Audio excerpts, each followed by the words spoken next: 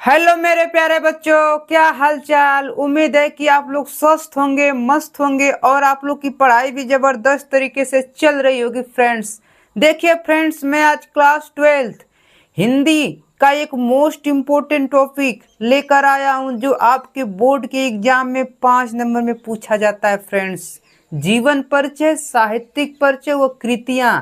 किसी लेखक का जीवन परिचय, साहित्यिक परिचय, कृतियों को कैसे लिखें कि आपको पूरे के पूरे 5 नंबर क्लियर मिल जाए। फ्रेंड्स देखिए, इसमें फ्रेंड्स आपको शब्द सीमा का भी क्या करना होता है, ध्यान रखना होता है।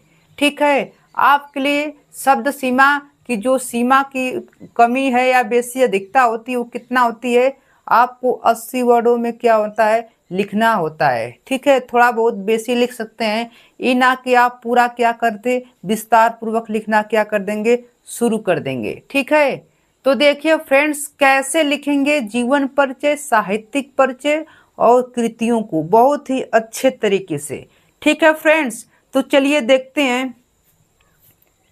क्या है कि मैथिली शरण गुप्त के जीवन परिचय को आज हम लोग क्या करेंगे, देखेंगे। ठीक, तो जीवन परिचय में लिखना क्या होता है, आपको जन्म, फिर स्थान का नाम, पिता और माता का नाम और उनकी पढ़ाई किसमें ज़्यादा रुचि थी, और साथ में क्या होता है उनकी मृत्यु। ठीक है, तो देखिए हम लोग देखते हैं जीवन परिचय। मैथिली शरण गुप्त का जन्म झांसी के चीर गांव में। झांसी की अगर आप लोग स्थान को अंडरलाइन कर देते हैं तो एग्जामिनर एकदम क्या होता है, समझ जाता है कि बहुत ही अच्छा लिखा गया। ठीक है, तो मैथिली शरण गुप्त का जन्म झांसी के चीर गांव में सन 1886 ईस्वी में हुआ था। ठीक, इनके पिता सेठ राम शरण गुप्त, इनके पिता जो थे सेठ राम शरण गुप्त हिंदी साहित्य के अच्छे कवि थे। ठीक है, मतलब इनके पिता भी क्या थे, हिंदी साहित्य के बहुत ही क्या थे, अच्छे कवि थे। इन्हें अपने पिता से ही कविता की प्रेरणा प्राप्त हुई। मतलब इन्हें ये अपने पिता से ही कविता के क्या किए, सारी शिक्षा दीक्षा क्या किए, प्राप्त किए।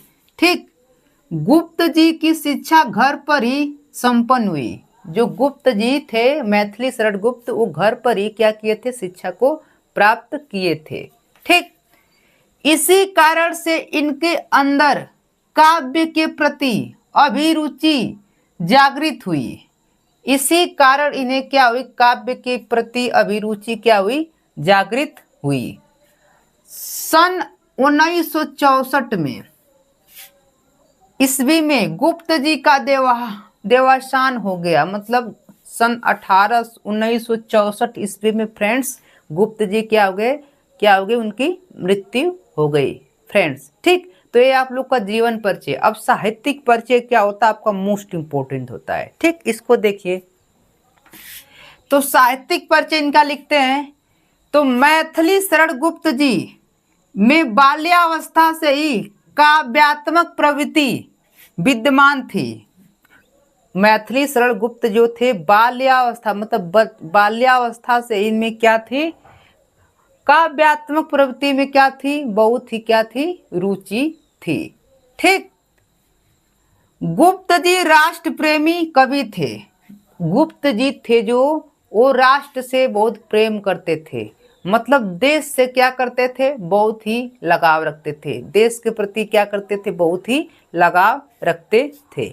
ठीक है फ्रेंड्स, इनकी रचनाओं में राष्ट्र प्रेम कूट कूट कर भरा था। इनकी जितनी भी रचनाएं किए थे मैथिली शरण गुप्त, उनकी सभी रचनाओं में राष्ट्र के प्रति प्रेम कूट कूट कर क्या कर था, भरा था। एकदम इजीली है शब्द। ठीक है फ्रेंड्स, इसी कारण से इनको हिंदी साहित्य के विद्वान ने, इसी कारण से इन्हें हिंदी साहित्य के विद्वानों ने राष्ट्र कवि की उपाधि से विभूषित किया। हिंदी साहित्य के जो भी कवि थे वो क्या, इनको क्या किए, उन्हें क्या किए कि विभूषित किया। ठीक है, राष्ट्र कवि से क्या किया, विभूषित किया कि मतलब आप लोग राष्ट्र के बहुत ही क्या है, बहुत ही अच्छे लेखक हैं। ठीक है, अब अगला देखिए, इनकी पहली पुस्तक रंग में भंग थी। इनकी जो पहली पुस्तक क्या थी, रंग में भंग थी। ठीक, इनकी जो पहली पुस्तक थी रंग में भंग थी, लेकिन इनकी पुस्तक भारत भारती, लेकिन इनकी जो पुस्तक थी भारत भारती ने इन्हें राष्ट्र के रूप में प्रसिद्ध किया। इनकी जो पुस्तक थी भारत भारती ने राष्ट्र के रूप में क्या कर दिया, प्रसिद्ध कर दिया कि आप देश के बहुत ही अच्छे, राष्ट्र के प्रति बहुत ही अच्छे क्या हैं, लेखक हैं। ठीक है फ्रेंड्स, इन्हें राष्ट्र के रूप में प्रसिद्ध किया गया। इन्हें राष्ट्र के रूप में क्या किया गया, प्रसिद्ध किया गया। इन्हें द्विवेदी युग का सबसे अधिक लोकप्रिय कवि माना जाता है। इन्हें जो द्विवेदी युग है उस युग का क्या सबसे लोकप्रिय कवि माना जाता है। तो फ्रेंड्स, ये आपके क्या हो गए, साहित्यिक परिचय हो गए। तो जीवन परिचय और साहित्यिक परिचय आपके हो चुके। ठीक, अब हम लोग इनकी कृतियां देख लेते हैं। ठीक है, तो कृतियां, गुप्त जी की रचनाएं दो प्रकार की थी। गुप्त जी की रचनाएं दो प्रकार की थी। गुप्त जी थे जो मैथिली शरण गुप्त, उनकी रचनाएं कितने प्रकार की थी, दो प्रकार की थी। ठीक, पहला क्या है, मौलिक रचनाएं। मौलिक रचना में उनकी कौन कौन सी रचनाएं है, देखिए, भारत भारती पहली रचना, जयद्रथ वध ये आपकी रचना है। ठीक, पंचवटीय, फिर आपका क्या है, साकेत, फिर अगली रचना क्या है आपका, यशोधरा, फिर क्या है, नहुस। नहुस रचना इनकी जो है बहुत ही क्या है, इंपॉर्टेंट है फ्रेंड्स। ठीक, तो ये मौलिक रचनाएं थी। अब हम लोग देख लेते हैं इनके अनुदित रचनाएं। अनुदित रचनाएं कौन कौन सी थी, मेघनाथ वध, मेघनाथ वध। ठीक, मेघनाथ वध। और अगली रचना क्या थी, ब्रज भाषा, क्या थी, ब्रज भाषा। और अगली जो रचना थी, वीरांगना और प्लासी का युद्ध। ये इनकी रचनाएं थी, कौन सी, अनुदित रचनाएं थी। ठीक है फ्रेंड्स, तो देखिए फ्रेंड्स, ये क्या है, बहुत ही इजीली शब्द में क्या किया गया है, लिखा गया है फ्रेंड्स, बहुत ही आसान शब्द में। जीवन परिचय, साहित्यिक परिचय व कृतियां, ऐसे अगर यदि लिख देते हैं तो आपकी 5 नंबर एकदम बिल्कुल श्योर हैं। ठीक है फ्रेंड्स। फ्रेंड्स, यदि आपको मेरी वीडियो अच्छी लगती है तो अगर चैनल पर नए हैं तो चैनल को सब्सक्राइब कर लीजिए।